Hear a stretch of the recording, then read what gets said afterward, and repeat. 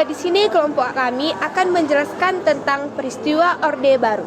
Sebelumnya, saya dan kelompok saya akan memperkenalkan diri.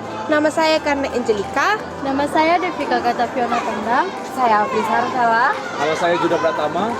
Nah, penasaran kan apa aja yang ada di Orde Baru? So, ikuti video kami. Jangan gak didengerin ya. Bye-bye.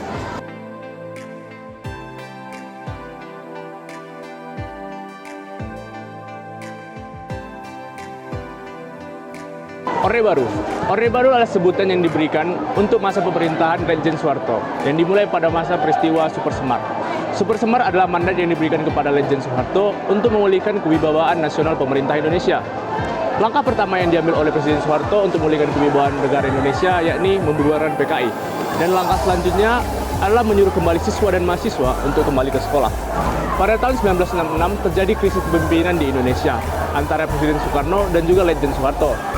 Presiden Soekarno yang kalah pamor dengan Lejen Soeharto akhirnya kalah dan membuat Presiden Soeharto dilantik menjadi presiden pada tanggal 12 Mei 1967. Nah, teman-teman, selanjutnya sistem pemerintahan presidensial digunakan dalam Orde Baru ini, serta kembali ke Undang-Undang Dasar 1945.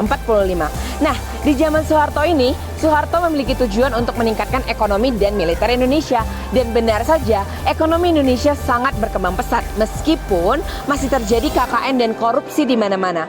Nah, untuk meningkatkan ekonomi ini, Soeharto dikenal dengan program trilogi pembangunan, di mana mencakup yaitu stabilisasi nasional secara dinamis, pemerataan pembangunan, dan peningkatan ekonomi.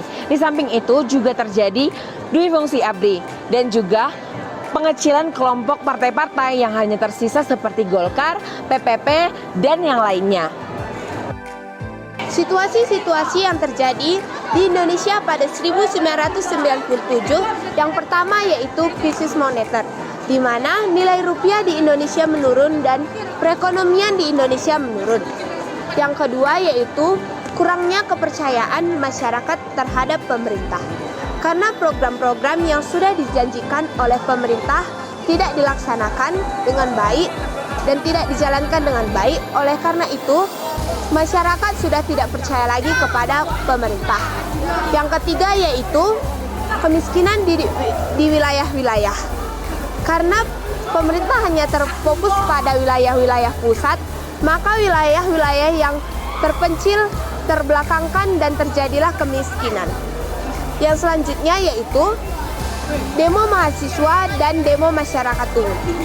Yang terakhir, kenaikan BBM pada 4 Mei 1998. Tragedi Trisakti terjadi pada 12 Mei 1998 di mana mahasiswa mendemo untuk menurunkan jabatan Soeharto. Peristiwa tragedi Trisakti ini ada 4 mahasiswa tertembak, yaitu 1. Elang Mulia Lesmana, yang kedua Heri Hertanto, yang ketiga Hafidin Royan, yang keempat Hendriawan Sie.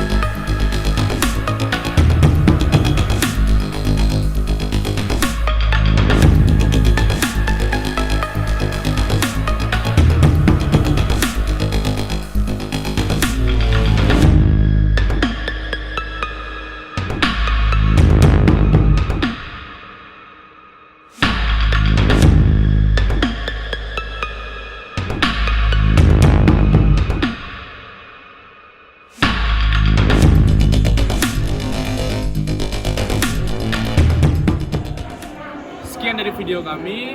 Terima kasih telah menyaksikan. Jika ada kesalahan kata dan salah informasi, kami mohon maaf. Salam SFD, semangat kreativitas.